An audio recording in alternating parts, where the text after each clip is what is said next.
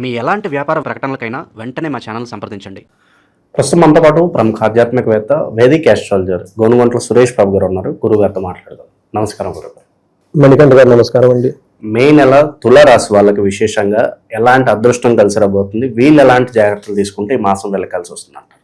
ముందుగా తులారాశి వాళ్ళకి స్వర్ణలక్ష్మి అమ్మవారు వీళ్ళకి విశేష ధనం, తర్వాత రాజ్యాధికారం, అలానే సర్వకామార్థ సిద్ధి, అన్ని రకాల కోరికలు నెరవేర్చాలని చెప్పేసి మనం ఫస్ట్ అమ్మవారికి ప్రార్థన చేసుకొని గణపతిని తలుసుకొని రాశి ఫలాలు చెప్పుకున్నాం. ఓం గం గణపతియే నమః. స్వర్ణలక్ష్మి నమస్తే అస్తు పరబ్రహ్మ స్వరూపిణి రాజ్యం దేహి ధనం దేహి సర్వకామాంచ దేహి మే. స్వర్ణలక్ష్మి అమ్మవారు అందరికీ ప్రతి నిమిషం తులారాశి వాళ్ళందరికీ ఎప్పుడు నవ్వుతూ ఉండాలి, ఆనందంగా ఉండాలి, శోభాయమానంగా ఉండాలి, విధంగా అమ్మవారు వాళ్ళకి ఆశీర్వాదం ఉండాలని చెప్పేసి మనం కోరుకుంటూ వీళ్ళకి అడిగిన ప్రతి కోరిక ఏదైతే అది ఇమీడియట్గా నెరవేర్చాలన్నమాట. ఎక్కువ టైం తీసుకోకుండా అమ్మవారు ఆన్ ది స్పాట్లో ఇచ్చే విధంగా మనం కోరుకునేదో హైలీ డైనమిక్గా కోరుకుంటే బాగుంటుంది కదా, మళ్ళీ ఇటు కిస్తీలు కాకుండా. అలానే వీళ్ళకి రాజ్యాధికారం, ప్రతి ఒక్కళ్ళు ఒక ఖచ్చితంగా మేనేజర్ పొజిషన్, లీడర్షిప్ పొజిషన్లో నాయకత్వ లక్షణాలకి సమృద్ధిగా ఉండేసి అందరూ వీళ్ళ మాటకి బాగా విలువ ఇవ్వాలని చెప్పేసి మనం కోరుకున్నాం. తులారాశిలో చూసుకుంటే వీళ్ళకి నక్షత్రాల ప్రకారం చూసుకుంటే నక్షత్రాలు చెప్పకపోయే ముందు ఇందులో ఈ మాసంలో 4 విశిష్టతలు ఉన్నాయండి. ఒకటి, ఇది వైశాఖ మాస పౌర్ణిమ నుంచి స్టార్ట్ అవుతుంది, అంటే బుద్ధ పూర్ణిమతో స్టార్ట్ అవుతుంది. చాలా శుభం అంటే స్టార్ట్ అవటం, అలా గురువుకి సంబంధించిన, బుద్ధుడికి సంబంధించిన, తర్వాత నిండు పూర్ణిమ రోజున మాసం స్టార్ట్ అవటం, మే మంత్ స్టార్ట్ అవటం, ఇది ఒక శుభం అని చెప్పుకోవాలి.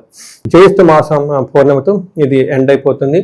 మధ్యలో కర్తరైన వస్తుందండి, 13 రోజులు 15 రోజులు. ఈ టైంలో గృహ ప్రవేశాలు కానివ్వండి, గృహారంభాలు, తర్వాత వివాహాలు లాంటివి చేయకూడదని చెప్పేసి శాస్త్రం చెప్తూ ఉంటుంది. ఎందుకంటే ఈ ఎండ విపరీతంగా ఉంటుంది ఆ టైంలో. సూర్యుడు కృతికా నక్షత్రంలో హైయెస్ట్ ఇంటెన్సిటీ ఉంటుంది అనమాట, చేయకూడదు అంటారు. మనకి పేపర్లో కూడా అవే వస్తున్నాయి, చూసారు కదండి, టెంపరేచర్ ఎక్కువ ఉంటుందని. వీటితో పాటుగా హనుమత్ జయంతి కొన్ని ప్లేస్లో జరుపుకుంటూ ఉంటారు.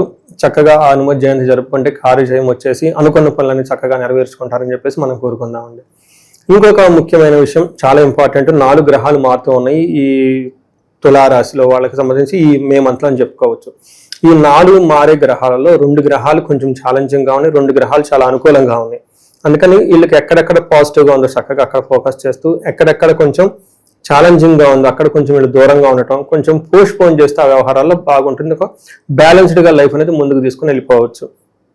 వీళ్ళకి నక్షత్రాలు చిత్త 3-4 పాదాలు, స్వాతి 1, 2, 3, 4 పాదాలు, విశాఖ 1, 2, 3 పాదాలు అంతా తులారాశిలో ఉంటారు. పేరు బలం బట్టి మనం చూసుకుంటే వీళ్ళకి రా, రీ, రూ, రే, రో, తా, తీ, తూ, తే, తే అన్న అక్షరాలంతా కూడా తులారాశిలో ఉంటారని గమనించాలి.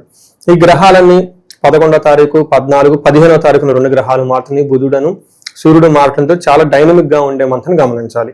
ఇందులో మనకి లఘు గోచారం, సూక్ష్మ గోచారం ప్రకారం చూస్తే ఈ రాశి వాళ్ళకి యాత్ర అంటే తీర్థయాత్రలు చేసే అవకాశం చాలా ఎక్కువగా ఉంటుంది. తర్వాత సంపదలు బాగా వస్తూ ఉంటుంది.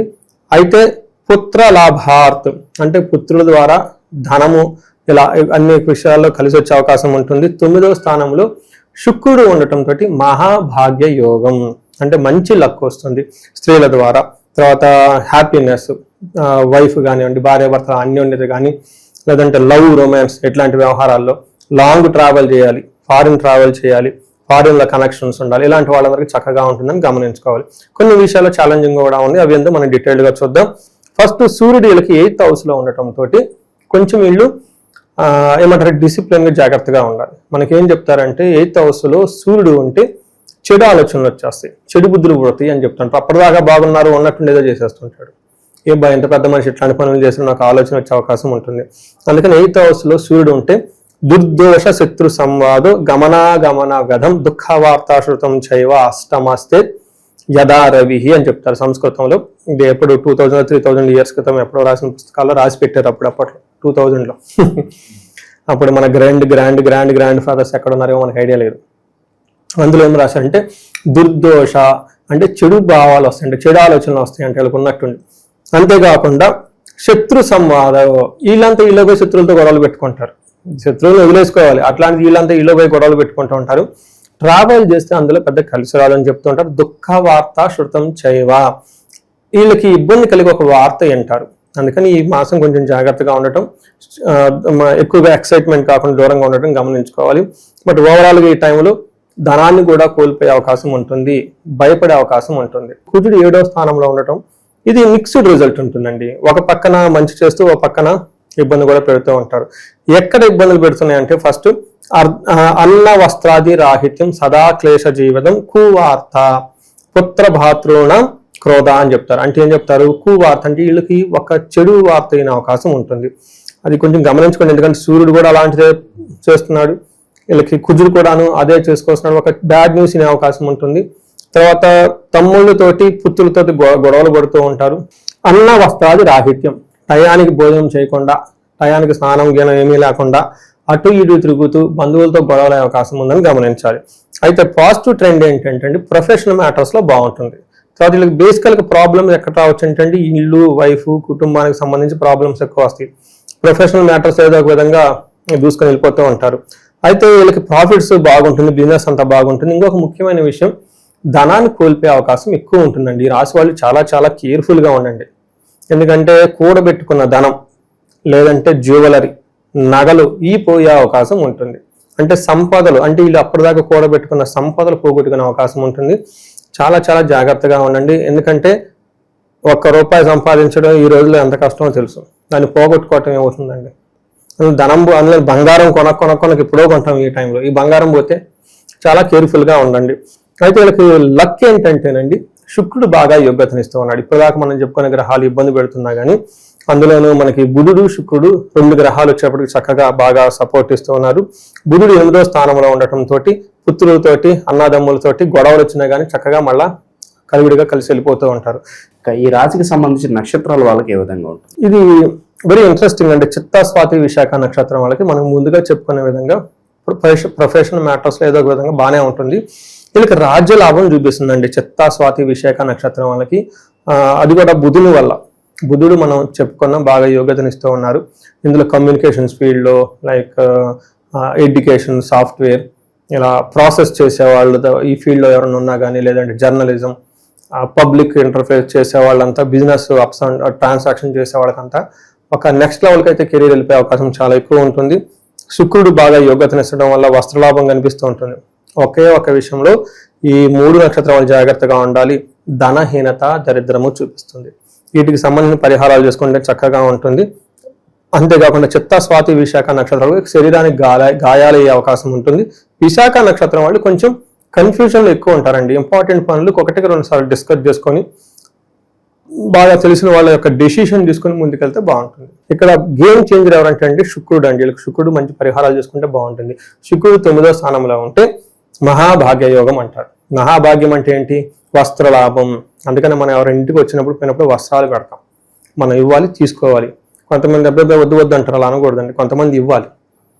వచ్చారులే ఏడు మొహం వాళ్ళు, వాళ్ళకి ఇచ్చేది ఏంటన్నా ఈ యాటిట్యూడ్ కూడా ఉంటుంది. కాదు, మన ఇంటికి ఎవరు వచ్చినా దేవతలు మనుషుల రూపంలోనే మన ఇంటికి వస్తారు. అందులో అన్ఎక్స్పెక్టెడ్గా వస్తే ఇంకా నిజంగా దేవతలు వచ్చేసినట్లే, తెలవని వాళ్ళు వస్తే ఇంకా వచ్చినట్లే. మన సినిమాలో కూడా చూస్తుంటాం కదండి. అందుకని వస్త్రలాభం, తర్వాత మహా ఆరోగ్యం, గురు భక్తి, పెద్దలు చెప్పిన మాట వింటూ ఉంటారు. ధర్మకృత్ అంటే మంచి ధర్మ కార్యాలు చేస్తూ ఉంటారు. చిత్తశుద్ధి, మైండ్ చాలా ప్యూర్గా ఉంటుంది.